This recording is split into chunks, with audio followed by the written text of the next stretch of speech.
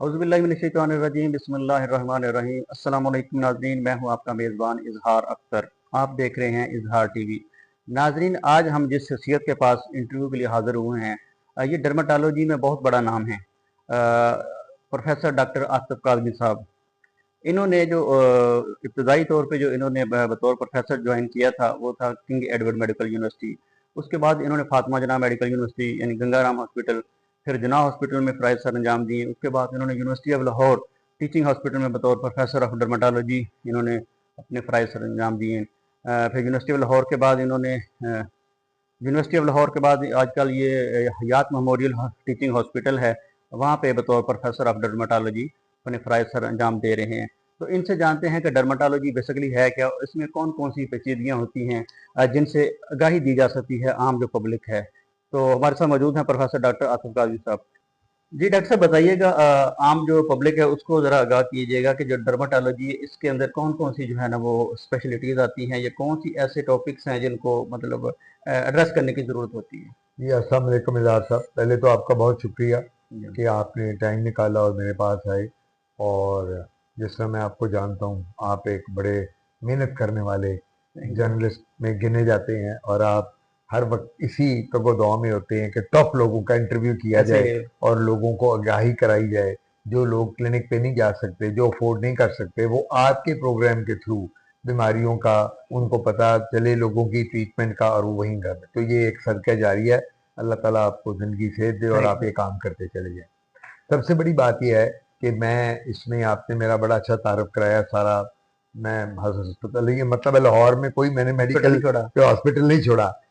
मैं ये बताता चलूँ, मेरे वालिद अल्लाह बख्शे प्रोफेसर गुलाम शबीर साहब, वो बाबा डर्माटोलॉजी कहलाते हैं। माशाल्लाह। उन्होंने पाकिस्तान में शुबा अमराज जल्द शुरू किया।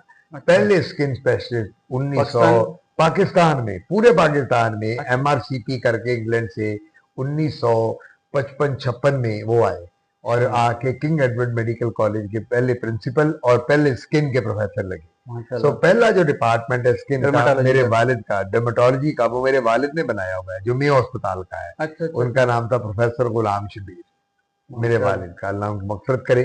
और उसके बाद उनके बाद वहां फिर मैंने क्या किया, मैं उनके डिपार्टमेंट में वहीं से मैं रिटायर हुआ। बड़ा कम होता है कि बाप और बेटा एक ही जगह से रिटायर हो, तो वालिद भी वहां से, मैं भी वहीं से। एज प्रो वाइस चांसलर भी था। अच्छा। मैं रजिस्ट्रार भी किंग एडवर्ड का था, मैं हेड ऑफ डिपार्टमेंट भी था।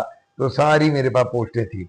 उससे पहले मैं फातिमा जना मेडिकल कॉलेज में रहा प्रोफेसर, वहां मैंने डिपार्टमेंट शुरू मैंने किया, जिसमें मेरे वालिद ने मेयो किया, डर्माटोलॉजी मैंने किया गंगाराम में। उसके बाद अलामा इकबाल मेडिकल कॉलेज तब सर्विसेज हॉस्पिटल में होता था, अभी जना नहीं बना था। तो जब जना हॉस्पिटल बना तो मैं जना में शिफ्ट हो गया सर्विसेज से, और वो भी डिपार्टमेंट मैंने बनाया। माशाल्लाह, वो भी मैंने बनाया। तो आपके कैरियर पे बड़े यूनिवर्सिटी ऑफ लाहौर में मैं आया, वो भी डिपार्टमेंट मैंने बनाया, वहां भी डिपार्टमेंट। हाँ। और आजकल मैं Hayat memorial teaching hospital continental medical college है, तो यहाँ भी मैं ही वो डिपार्टमेंट चला रहा हूँ। तो अल्लाह का शुक्र है कि एक बात है, ये सदका जारी है। मैं जहां भी गया हूं, मैंने वालिद से सीखा था, बेटा एक ही काम करना है कि तुमने इसको स्किन की स्पेशलिटी को, जिल्द इमराज को, इसको आगे लेके लोगों में आगाही करनी है।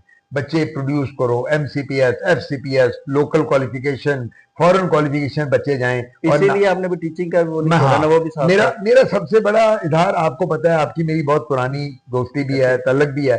टीचिंग जो है वो मेरा क्रेज है। मैं आप आज कोई बड़ी इंटरेस्टिंग बात बताऊं, मैंने जब यूनिवर्सिटी ऑफ लाहौर में रिटायर होके KE के बाद मैं गया, तो मेरा इंटरव्यू हो रहा था उस वक्त, जिस तरह बोर्ड एक करता है प्रोफेसर और, तो उन्होंने कहा डॉक्टर साहब आप पे पैकेज क्या हमसे एक्सपेक्ट करते हैं। तो मेरा क्या जवाब था, मैंने कहा जी पे पैकेज के लिए मैं इंटरेस्टेड नहीं हूं, मैं तो बच्चों को पढ़ाने की वजह से आ रहा हूं। अगर पे पैकेज में इंटरेस्टेड होता मैं, तो पहले मैं कंडीशन रखता, मुझे इतने लाख दो, इतने दो, इतने दो। मुझे जो आप बाकियों को देते हैं मुझे भी दे दें, मैंने पढ़ाना है अंडर ग्रेजुएट और पोस्ट ग्रेजुएट को, मेरा क्रेज है। मैं जब तक उनको नहीं पढ़ाऊंगा, मैं अपने आप को इनकम्प्लीट समझता हूं। मैंने अब देखो, मैंने 1980 में इज़हार MBBS किया, 45 साल हो गए मुझे, 45 ईयर्स इन डर्मेटोलॉजी। अब आप ये अंदाजा लगा लो कि मैं, यानी मुझे लोग कहते हैं sir you are teacher of teachers, ऐसे ही है। यानी इस वक्त जितने वाइस चांसलर हैं लाहौर में, मेडिकल कॉलेजेस में, सब मेरे स्टूडेंट हैं। जितने मेडिकल में आर्मी के जनरल रिटायर हो गए हैं डर्मेटोलॉजी के, जो ब्रिगेडियर हैं, जो कर्नल हैं, जो स्किन के, सब मेरे स्टूडेंट हैं। जितने प्रिंसिपल लगे हुए सब मेरे स्टूडेंट हैं। तो आपकी खिदमत काफी ज्यादा है डर्मेटोलॉजी। एग्जैक्टली। तो ये आप देख के हैरान होंगे कि मैंने जो प्रोड्यूस किए हैं इस वक्त डर्मेटोलॉजिस्ट और प्रोफेसर और प्रिंसिपल्स और वाइस चांसलर, ये सारे मेरे शागिर्द हैं। अब हम स्किन डिजीज पे आते हैं। बाल झड़ते, इस पे जरा बताइएगा। मैं बिल्कुल इसी की बात करेंगे। मैंने आपको कहा था कि बाल झड़ बड़ा कॉमन है। एक तो बाल गिरना, आजकल आपने चीज नोटिस की होगी, हमारे जो नाना दादा दानियां दादियां थी ना, उनके बाल कभी नहीं झड़ते थे, गिरते थे, और वो लोग तो बूढ़े भी होते थे, 90-90 साल के तो बाल रहते थे। आजकल मैट्रिक का बच्चा जो होता है वो गंजा होना शुरू हो जाता है, बच्ची जो एफए में पढ़ती है। अब रीजन क्या? रीजन है ये फास्ट फूड का कोई लिंक? हाँ, बस आपने मेरे मुंह से छीन ली है बात। ये चक्कर क्या है कि अब मसला ये आ गया है, हर वक्त फास्ट फूड, सॉफ्ट ड्रिंक्स, ये वाली। मेरे जमाने में मेरे वालिद कहते थे, जो बच्चा लस्सी नहीं पिएगा गर्मियों में, जो दही नहीं खाएगा, उसका पॉकेट मनी मैं बंद कर दूंगा। अच्छा, अच्छी जनाब, जबरदस्ती दही काटी तो लस्सी पी की अब्बा जी ने पॉकेट मनी नहीं दी। ये अंदाजा लगाओ। फिर अब्बा जी ने कहना कि जी जो मक्की की रोटी और साग देसी घोल चोपड़ के नहीं खाएगा, वो उसके हम पॉकेट मनी बंद कर, नेचुरल डाइट। हाँ, नेचुरल। हम लोग बेसिकली सरगोदा के रहने वाले हैं, तो सरगोदा अपने गांव जाता था मैं, तो वहां जनाब हमारे गांव में अब्बा जी ने लेके जाना, छोटे छोटे होना, हमें घी मक्खन अंडा सारा कुछ हमारा देसी, भैंस बकरी हमारे गांव की होती थी। तो वो हम लोगों को, वो माहौल भी खत्म हो गया, वो माहौल खत्म। अब वो बातें आप जानते हैं, आपके जमाने पेरेंट्स के, हमारे, वो तो बातें खत्म हो गई। तो वो जनाब उस जमाने में प्योर डाइट थी, लोग बाल नहीं गिरते थे, लोगों की झुर्रियां नहीं पड़ती थी, लोगों के चेहरे फ्रेश होते थे, लोगों को कभी बीमारियां नहीं होती थी। ये जब से फास्ट फूड की बीमारी आई है इस मुल्क में, जब से ये कोल्ड ड्रिंक्स आई हैं, सॉफ्ट ड्रिंक्स आई हैं, बच्चे खाना बाद में खाते हैं, पहले पूरी बोतल पीते हैं कोल्ड ड्रिंक। अब आप मुझे बताएं, शुगर है सारी। जूस, मेरे वालिद हमें जूस, फ्रेश जूस निकला के देते थे। उन्होंने कहना फल खाया करो, सब्जियां खाओ। देखिए, जब तक आपकी डाइट बैलेंस इजहार नहीं होगी ना, आपके कभी भी स्किन ग्लो नहीं करेगी, बाल कभी भी ग्रो नहीं करेंगे। यानी कि इन शॉर्ट ये कह सकते हैं, स्किन जो ग्लो ना होने की वजह ये है कि डाइट जो आपकी ना वो बैलेंस नहीं है। मुझे आप ये बताएं, हमारे जमाने में लेजर होते थे, बोटॉक्स था, फिलर था, नानियों दादियों के जमाने में। उनकी चेहरे, आपकी जब नानी दादी जिंदा थी, उनकी स्किन ग्लो करती थी, आपकी वालदा की। अब 20 साल की बच्ची होती है, उसको झुर्रियां पड़ जाती हैं, यहाँ लाइनें पड़ जाती हैं, सर मेरा बोटॉक्स कर दें, सर मेरा फिलर कर दें, मेरा पीआरपी कर दें। ओ भाई, तुम तो 20 साल की हो, सर मेरी हालत देखिए, मेरी शादी होने वाली है, मेरा तो चेहरा, तो लोगों को पता है चीज है, फिर भी मतलब क्यों इसको अवॉइड नहीं बात ये है कि एक जो पता होते हुए भी पढ़े लिखे लोग भी, मैं खाली ये नहीं कह रहा कि कोई अनपढ़ या कोई गांव में एक रहता है, मैं पढ़े लिखे लोगों की बात कर रहा हूँ, डाइट उनकी भी बैलेंस नहीं है, उनको पता है। अब बैलेंस डाइट में प्रोटीन भी होनी चाहिए, कार्बोहाइड्रेट भी होनी चाहिए। जितने लोग आपके पास आते हैं, इनको पता होता है कि हमारा जो ये झुर्रियां वगैरह डली हैं, बड़ी हैं हमारे चेहरे पे, इसकी वजह क्या है? फास्ट फूड है। मेरी बात सुनिए, सोशल मीडिया आजकल कितना एक्टिव है, आप मुझे ये बताएं। हर आप मोबाइल खोल लो तो पूरी दुनिया में जहां मर्जी घूम जाओ, एक स्किंट लगता है ना। ऐसे अभी अमेरिका में आपके बच्चे बैठे हो तो फेस टाइम अभी स्टार्ट कर दो, आपकी बहन भाई बैठे हो, क्या हाल है भाईजान, ठीक हो आप, ठीक है अम्मी, आप खाला ठीक है। अब तो दुनिया सिमट गई है, तो क्या सोशल मीडिया पे नहीं पता चलता सब लोगों को कि जी हमारी जो स्किन है, हमारी जो चेहरा है, उसकी क्या वजूहत है जो ढलकती है। तो फिर मैं उन्हें जब कहता हूँ, डॉक्टर साहब कौन फल खाए, डॉक्टर साहब कौन सब्जियां खाए, टाइम ही नहीं होता, मैंने कॉलेज जाना है, मैंने स्कूल जाना है, मैं तो फटाफट खाना खाती हूँ। मैं कहा दही खाती हो? नहीं डॉक्टर साहब, दही नहीं मुझे पसंद, मैंने दही नहीं खाना। मैं कहा बेटा फ्रूट लेती हो? डॉक्टर साहब फ्रूट का कहाँ टाइम मिलता है। मैं कहा बेटा टाइम मिलता क्या है तुम्हें, मुझे ये बताओ खाने को। इसी वजह से। अच्छा, ये रिवर्स भी हो सकती है वैसे? रिवर्स हो जाती है, मतलब ये एक बंदे ने डाइट वो ली है ना सारी, ये फास्ट फूड इस्तेमाल करता है, अभी आपके पास आता है, आप उसे कहते हैं कि ये चीजें हैं, ये छोड़ दो, नेचुरल डाइट की तरफ आ जाता है, तो क्या ये उससे रिवर्सेबल? 100% रिवर्सेबल है, क्योंकि जब आप नेचुरल डाइट में दूध सुबह उठ के पियेंगे, जूस सुबह लेंगे, फ्रूट लेंगे, दही खाएंगे, सब्जियां खाएंगे, सैलड लेंगे, प्रोटीन लेंगे, कार्बोहाइड्रेट्स लेंगे, यार सारा रिवर्सिबल हो जाएगा, क्योंकि डाइट से रिलेटेड है। आपका चेहरा जो ग्लो करता है डाइट से। बाल आपने गिरने की बात की, तो ये बिल्कुल आपकी डाइट जब ठीक नहीं, बाल गिर जाएंगे। अच्छा। अगर आप डाइटिंग करते हैं, अच्छा हमारी कई खवातीन क्या करती हैं, 3 बच्चे पैदा हो गए, 2 पैदा हो गए, हाय मैं तो बहुत मोटी, क्रैश डाइटिंग।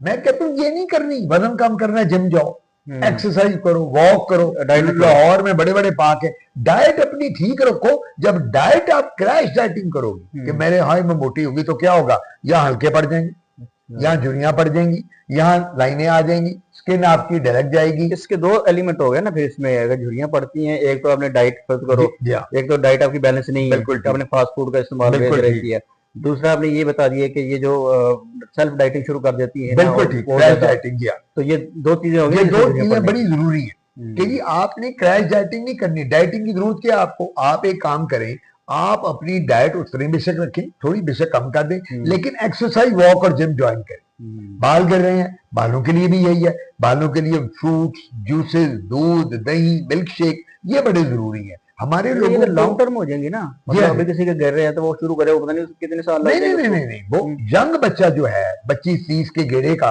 वो बड़ी जल्दी उसको फर्क पड़ता है। साथ हम दवाइयां भी देते हैं, ये नहीं कि खाली हमने कहा फल खाओ तो घर चले जाओ। हमारे पास लोशन बने हुए हैं, मैं खुद, मेरे वालिद के फॉर्मूले हैं जो अभी तक मैं यूज कर रहा हूँ। तेल एक मेरे वालिद बनाते थे बालों के गिरने का, अच्छा, सिकरी का तेल है, बाल जो ये बालचर हो जाता है उसका एक लोशन है, हम अभी भी वो देते हैं, मैं खुद बना के देता हूँ सब बाल। यानी आप मेरे पास आते हैं, डॉक्टर आतिफ साहब मेरे तो इधर के बाल गिर गए, इधर के गिर गए, ये गिर गए, वो गिर गए, यार बैठ जा, मैंने एग्जामिन करना है और मैंने आपको वो तेल लिख देना है, अपने अब्बा जी वाला फॉर्मूला।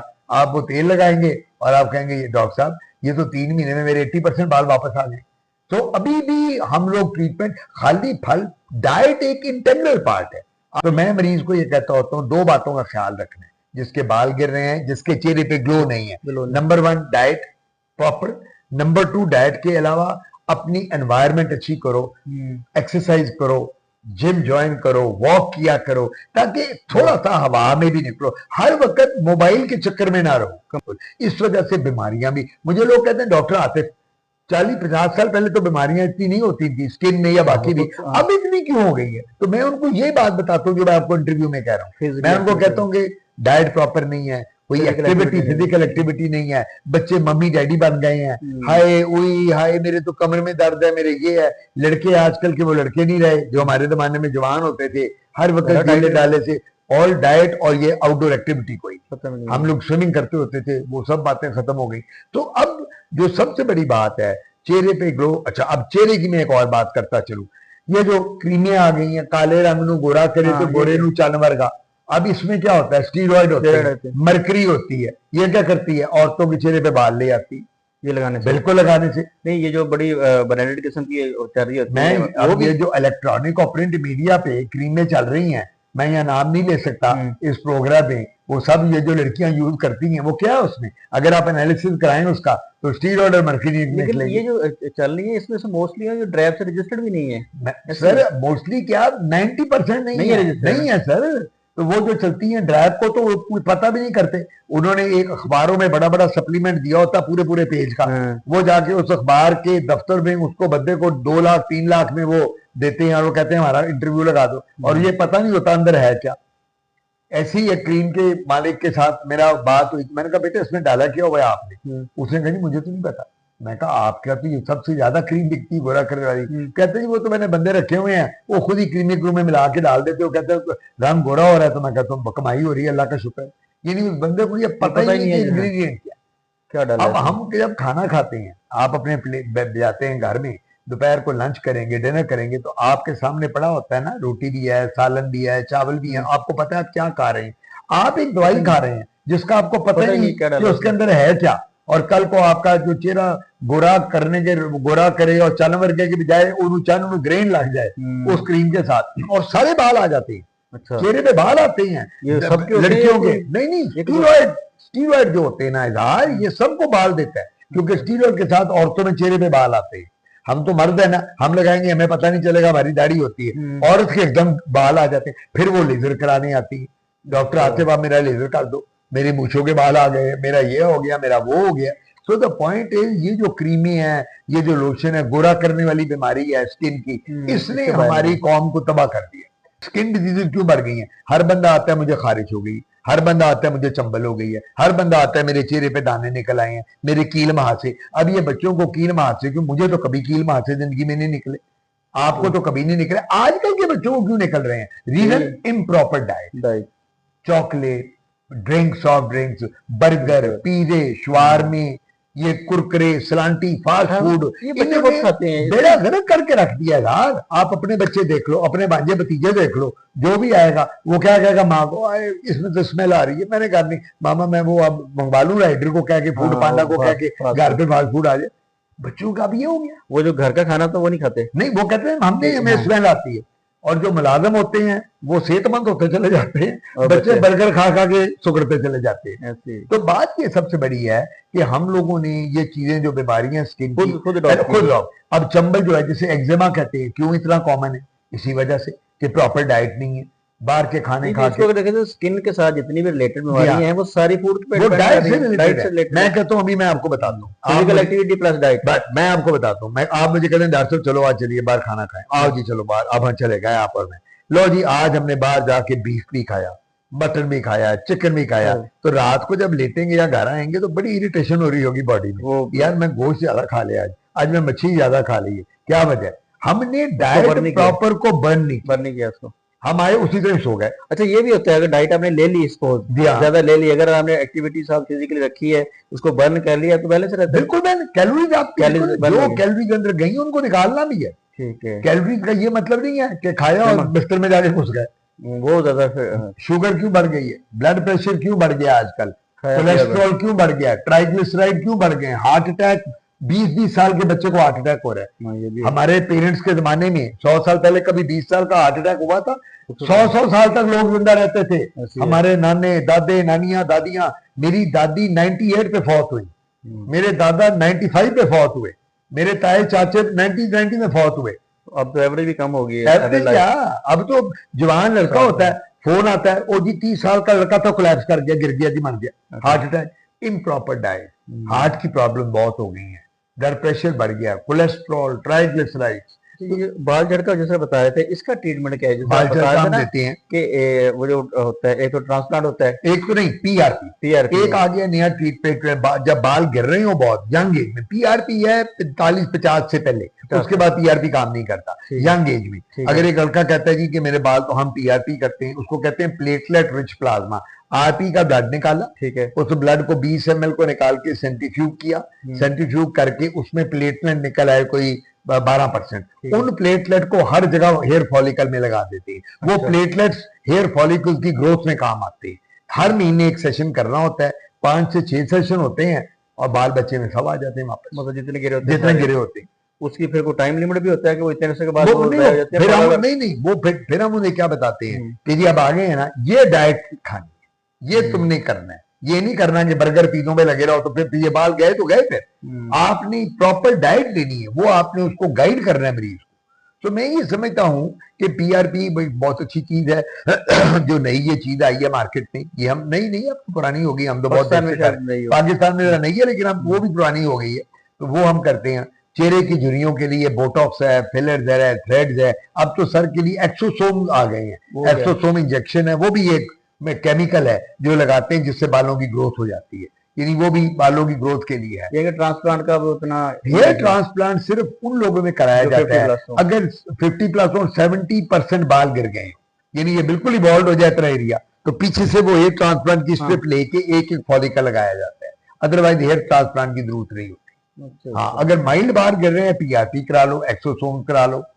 सबसे ज्यादा कॉमन बीमारी इसमें जो है डर्मा में एलर्जी, स्किन एलर्जी, हर बंदा आता है जो पेशेंट आता है, उसकी क्या वजह है? के डॉक्टर को क्या कहते हैं? खुरक डॉक्टर कहते हैं डॉक्टर खुरक को जाना जी, वो तो मेरी खुरक कटेगा। क्यों कहते हैं? हर मरीज को एलर्जी है, स्किन है, हर मरीज, यानी कोई भी बीमारी होगी अलामात में उसके इरिटेशन और एलर्जी जरूर है, खारिश जरूर है। फिर हम उसको मरीज को पूछते हैं आगे, बेटा ये एलर्जी क्या है? कोई कहता है मुझे खाने से है, कोई कहता है पसीने से है, किसी को फंगस है जिसको दाद या ददरी कहते हैं, किसी को एक्जिमा है जिसको चंबल कहते हैं। तो जो ये बीमारियां हैं ये एलर्जी कॉज। अच्छा, एक बीमारी स्केबीज है जो बड़ी कॉमन है, जिसको उर्दू में वबाई खारिश कहते हैं, वो रात को बहुत होती है, और एक को बाप को हुई, बाप से बीवी को, बीवी से बच्चों को, बच्चों से दादा दादी सारे फंस गए, पूरी रात बंदा खारिश करता है, ये भी एक वबाई।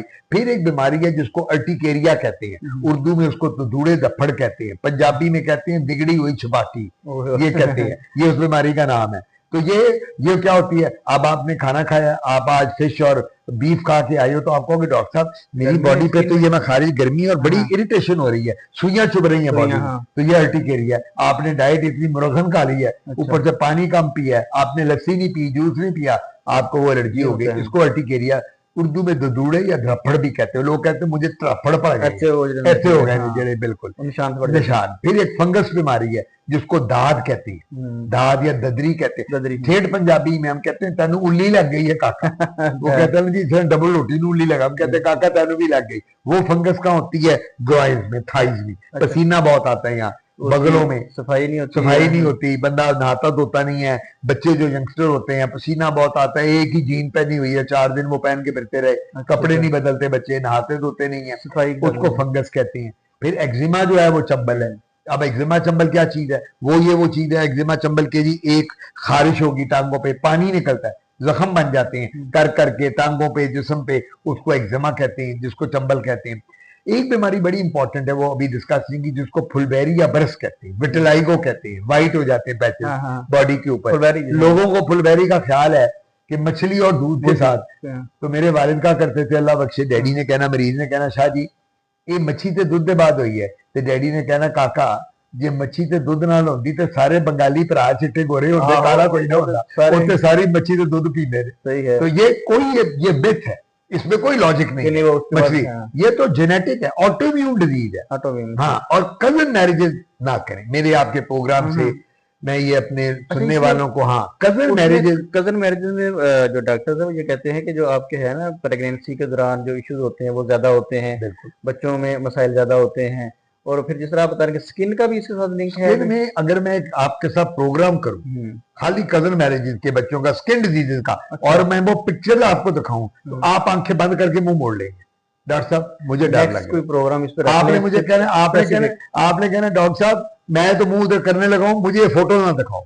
अच्छा, आंखें बाहर निकली हुई, बच्चा 6 महीने का होके मर जाता है, बच्चा पैदा होके कजन मैरिजेस में मुंह से खून निकल रहा होता है, पैदाइश पे आंखें से खून निकल रहा होता है, पेशाब वाली जगह से खून, नाखून उतर रहे होते हैं कजन मैरिजेस में। क्या वजह है? बीमारी है कजन, इसको कहते हैं, मेरे वालिद ने डिस्कवर की थी, उनके नाम से है ये शबीर सिंड्रोम। अच्छा। शबीर, ये टेक्स्ट बुक ऑफ डर्मेटोलॉजी या रुक and Wilkinson, Bible of dermatology कहलाती किताब। अच्छा। उसमें डैडी के नाम से ये बीमारी, डैडी ने ये की थी फर्स्ट कजन मैरिजेस इन पंजाबी फैमिली, यानी जो हमारे पंजाब की फैमिलीज में बच्चे आपस में कजन हम शादियां करते हैं, चाचे का बेटा, मासी की बेटी, पुप्पी का बेटा, ताए की बेटी, उनमें बच्चों में ये आती, उनका बच्चा पैदा होगा 6 महीने के अंदर मर जाएगा पैदा होगा। मतलब बहुत ज्यादा कॉमन ही होगा, लेकिन होती है नहीं बहुत, हम तो बहुत देखते हैं ना, आप तो ऑब्वियसली कभी कभार आप सुनते होंगे। मैं आपसे अगर पूरा प्रोग्राम करूंगा ना जेनेटिक डिसऑर्डर पे, तो आप हैरान हो जाएंगे, कहेंगे कादमी साहब हमने तो जेनेटिक बीमारियां सुनी थी कि प्रेगनेंसी के दौरान होती हैं, बच्चा फौत पेट में मर गया माँ के, आप ये क्या बता रहे हैं हमें, इतनी बीमारी है। कोई इस वक्त 50 बीमारियां हैं स्किन में जो जेनेटिक है, जो जीन की कजन मैरिजेस में। सो मेरा एक ही, बल्कि सुनने वालों को भी ये होगा, कजन मैरिजेस 25 करोड़ की मुसलमानों की आबादी है, 25 करोड़, अच्छे बुरे हर जगह होते हैं। आप बाहर शादी करेंगे बच्चों की, बच्चा नॉर्मल पैदा होगा, बच्चा माशाल्लाह लाइफ उसकी लंबी, कद काट जिस्म। आजकल मुझे आप ये बताएं, मैं आप सबसे ये सवाल पूछता हूं कि हमारे जमाने में कभी ऐनक नहीं लगी थी क्लास 1 और 2 में, अब क्लास 1 का बच्चे को ऐनक लगी होती है, वो लगती है। कजन मैरिज बिनाई कम हो जाती है, अभी क्लास 1 में जाता है।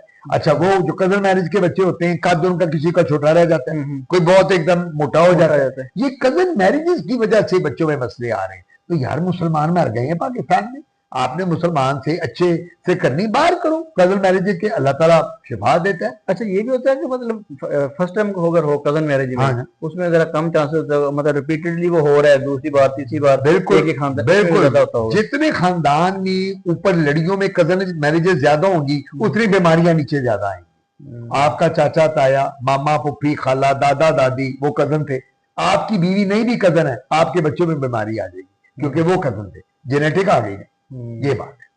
तो इस वजह से ये जो बात मैंने की है बड़ी इंपॉर्टेंट की है। फिर कभी आपसे प्रोग्राम एक मैं करूंगा, जेनेटिक डिसऑर्डर कहते हैं, वो बीमारियां जो मौरूसी होती हैं, वो बीमारियां जो ब्लड के अंदर आती हैं, मैं फिर आपको प्रोग्राम, मैं एक एटलस भी ले आऊंगा किताब, और उस एटलस में आपको फोटो भी दिखाता जाऊंगा। चलिए ठीक होगा sir, thank you very much doctor साहब, बहुत अच्छा लगा आपसे बात करके, बहुत आपने इंफॉर्मेशन शेयर की है पब्लिक के लिए, तो उम्मीद करता हूँ इंशाल्लाह दोबारा भी आप हमें मौका देंगे।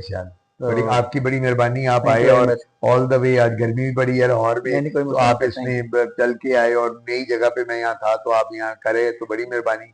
पर मेरा एक ही एंड में टेक होम मैसेज है हमारे लोगों को, वो मैं देता चलूंगा, और वो ये है कि हम मुसलमान है ना, लोग कहते हैं चेहरे पे ग्लो नहीं आती, 5 वक्त की नमाज पढ़ो, कलाम पाक पढ़ो, जब मौका मिला उम्रा करके आओ, जब मौका मिले हज करके आओ, चेहरे पे ग्लो ही ग्लो है। मेरे वालिद के पास मरीज एक दफा एक आया तो कहता है जी मैं योगा करता हूँ, और मैं योगा के साथ मुझे सुकून मिलता है, मैं आंखें बंद करके सेल्फ मेडिटेशन करता हूँ। तो मेरे वालिद ने कहा बेटा तुम मुसलमान हो? कहते जी कमाल है, मेरा नाम मोहम्मद असलम के जो भी है। तो डैडी ने कहा बेटा मैं तो एक ही योगा करता हूँ और वो कलाम पाक है, मैं 5 वक्त की नमाज पढ़ता हूँ, मैं जब नमाज पढ़ के हाथ उठाता हूँ ऊपर उससे, तो वो मेरा योगा हो जाता है, और वो मैं अल्लाह से मांगता हूँ कि अल्लाह मेरे गुनाह माफ कर, और जो मैं मुझे जिंदगी से दे, और जो मैं मांगता हूँ मेरी वो हजात को पूरा कर। मेरा योगा ये है। तो वो कौन सा योगा करते हो और ये पढ़े हुए दूसरे मजहबों के चक्कर में आंखें बंद करके, और नमाज पढ़ो, कुरान पढ़ो, सारा योगा हो गया, खत्म हो गई बात, जो सुकून है। तो मैंने अपने वालिद से ये चीजें सीखी हैं। ये मेरे टेक होम मैसेज है आप सबके लिए, अपने बच्चों के लिए, बहनों भाइयों के लिए, अपने बुजुर्गों के लिए, अपने छोटों, कि मैं ये नहीं, मैं कोई बहुत रिलीजियस आदमी नहीं हूं, मैं ये नहीं कहता कि हर वक्त मैं नमाजें, मैं ये बात करता हूं कि जितना अल्लाह के नजदीक होगे, जितना फेथ, आप यकीन करें, एक बात याद रखो, जो आपको मिलना है वो अल्लाह ने इस माथे पे लिख दिया, जो रिज़्क मिलना है, जो आपकी किस्मत में है, कोई आपसे छीन नहीं सकता, और जितना आपको मिलना है उतना ही मिलना है, ये लिख दिया, उससे ज्यादा आप ले नहीं सकते, क्योंकि उसकी जात ने ईमान लिख दिया। ये हमारा ईमान होना चाहिए। जब ये ईमान होगा, अल्लाह ताला करेगा आप खुशो खुर्रम रहेंगे, और आप खुद बड़ा लाइट फील करेंगे कि यार वाकई मैं तो अल्लाह के साथ, हर चीज है छोड़ दी अल्लाह पे, बीमार हूं अल्लाह पे छोड़ दो, ठीक होना है अल्लाह पे छोड़ दो। ये चीज जब आ जाएगी, मैं यकीन करें, मेरा ईमान है कि कभी भी आपको टेंशन नहीं। Thank you very much sir, thank you, my pleasure, thanks a lot. जी नाज़रीन, आपने डॉक्टर आतिफ काज़मी साहब का इंटरव्यू मुलाज़ा फरमाया स्किन के हवाले से, उम्मीद करता हूँ आपको पसंद आया होगा। मैसेज में मुझे बताइएगा कि कौन सी ऐसी बीमारियां हैं जिसके बारे में आप पूछना चाहते हैं, या कोई क्वेश्चन है, या कोई ऐसी बीमारी जो हम मतलब डिस्कस नहीं कर सके, जो आपके जहन में हो, वो आप पूछना चाह रहे हैं, तो मुझे लाजमी मैसेज कीजिएगा। नेक्स्ट इंटरव्यू तक अपने मेज़बान इजहार अख्तर को इजाज़त दीजिएगा। अल्लाह हाफिज़। पाकिस्तान जिंदाबाद।